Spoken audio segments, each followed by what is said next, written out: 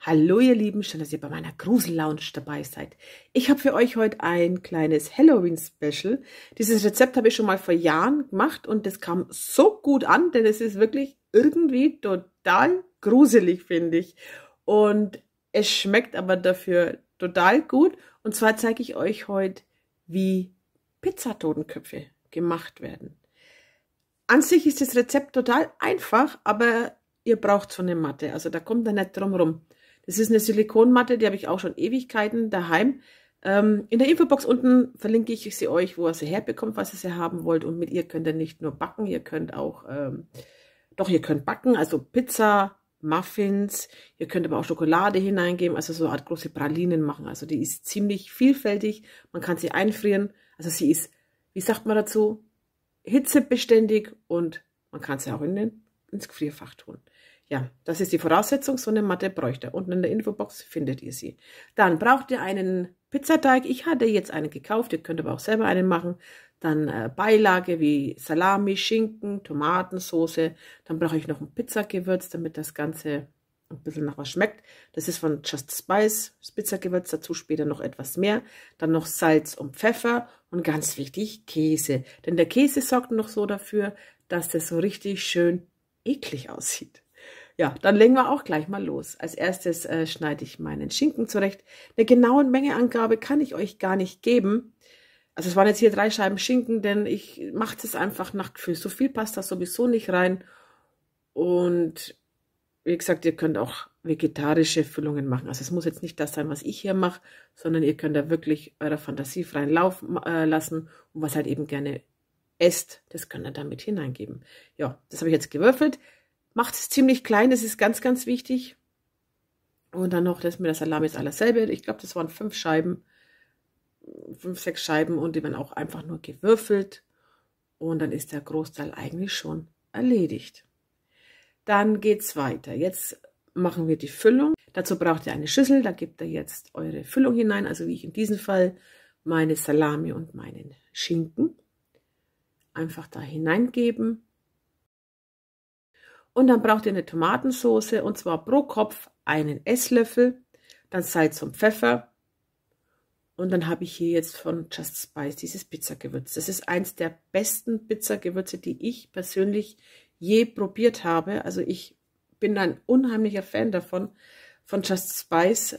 Da drin ist jetzt zum Beispiel Knoblauchraspeln, Oregano gehebelt, Zwiebelraspeln, Majoran gerebelt und Basilikum gerebelt. Das ist alles pur Natur, sage ich jetzt mal. Da sind keine Konservierungsstoffe drin und keine Geschmacksverstärker. Und wenn ihr die Dose aufmacht, das riecht schon so lecker. Und so wie es riecht, schmeckt es auch. Ich habe einen Rabattcode für euch, den findet ihr unten in der Infobox. Schaut einfach mal nach, denn da bekommt ihr Rabatt und dann noch den Pasta Allrounder gratis dazu. Ja, schaut mal unten in die Infobox. Aber jetzt machen wir weiter mit der Soße. Da gebe ich jetzt von meinem Pizzagewürz was dazu. Am Anfang immer ein wenig, das Ganze dann verrühren und dann halt nochmal abschmecken. Aber was noch ganz wichtig ist, Käse. Käse, Käse, Käse. Eigentlich viel Käse. Denn wenn man später diesen Kopf aufreißt, ja, das sieht einfach so aus, als würde man hier gerade jemanden, jetzt wird es ein bisschen eklig, den Kopf zerdatschen. Und das macht der Käse aus und diese Tomatensauce. Und ich finde das so cool. Also das ist wirklich eine geniale Halloween-Idee. Ja, das Ganze vermischen, kurz ziehen lassen, ich würde sagen so eine halbe Stunde und dann müssen wir unsere Matte vorbereiten. Die müssen wir natürlich einfetten, also ich traue der Sache nicht, es steht zwar drauf, muss man nicht, aber ich mache das grundsätzlich irgendwie nicht, weil nicht das doch stecken bleibt. Also einfach ein bisschen mit Fett auspinseln und dann ganz leicht mit Semmelbröseln ausstreuen. Also das ist ganz einfach. Ihr könnt aber auch ein Backtrennspray benutzen, also wie ihr wollt. Ja, und dann ist meine Form startklar. ein Pizzateig, also so ein gekaufter, langt für 7 Köpfe. Jetzt habe ich so grob ausgemessen, wie groß der Kopf ist, habe es dann angesetzt und so meinen Teig geschnitten, muss aber sagen, der erste war einen Tick zu klein. Ich sehe dann nochmal, ich zeige euch 2 Füllungen, ein bisschen größer machen. Auf jeden Fall ein Stückel Teig da hineinlegen, ihr habt es gesehen, ich habe das nochmal halbiert, den Streifen. Dann füllt dann gut mit einem Esslöffel, vielleicht auch ein bisschen mehr mit der Füllung und dann ganz gut verkneten, also zukneten, zumachen. Es darf keine Lücke sein. Bei dem ersten war leider eine. Seht ihr dann später, wenn das Produkt fertig ist.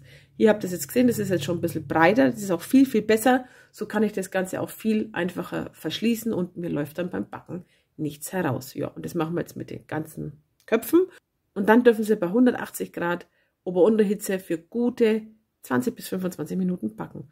Und nach dem Backen aufpassen, heiß, ganz kurz auskühlen lassen, sodass ihr es dann auch aus der Form nehmen könnt. Am besten auf ein Kuchengitter hatte ich hier jetzt stürzen. Und dann ließen die sich wunderbar lösen. Ja, wie ihr hier jetzt unschwer erkennen könnt, es ist eine Flüssigkeit ausgelaufen, wo ich sagen muss, das ist gar nicht so doof gewesen. Also ehrlich, das sieht ein bisschen so aus als so Zombie-mäßig. Ja, also das war richtig, richtig cool. Der eine hat ein Leck gehabt und dann hat sich das auf die Matte verteilt, leider. Lasst das Ganze kurz auskühlen, also nicht gleich zerreißen, denn sonst verbrennt er euch. Also ein bisschen auskühlen muss es. Und dann könnt ihr, wie hier, schaut auch eklig aus, oder? Ich finde es so, also wer Halloween mag, ich mag's ja. Ich mag dieses Gruselzeug, der wird's lieben. Und es ist wirklich ein Hingucker hoch 3. Ich hoffe, mein Halloween-Special hat euch gefallen. Wenn ja, lasst mir einen Daumen nach oben da, abonniert meinen Kanal und wir sehen uns ganz bald wieder. Dann wünsche ich euch noch einen tollen Tag. Bitte passt auf euch auf, bleibt gesund und bis demnächst. Tschüss.